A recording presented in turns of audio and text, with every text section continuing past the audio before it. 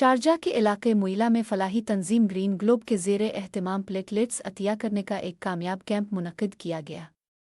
इस कैंप का मकसद इंसानी जानों को बचाने के लिए अवाम में खून और प्लेटलेट्स अतिया करने के शऊर को उजागर करना था।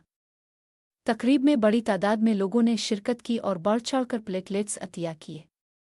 माहिरीन के मुताबिक प्लेटलेट्स खून का एक अहम जुज़्व हैं जो जिस्म में खून जमने के अमल में कलीदी किरदार अदा करते हैं और ख़ास तौर पर हादसात, सर्जरी और कैंसर जैसे अमराज में मुब्तला मरीज़ों के लिए निहायत ज़रूरी होते हैं।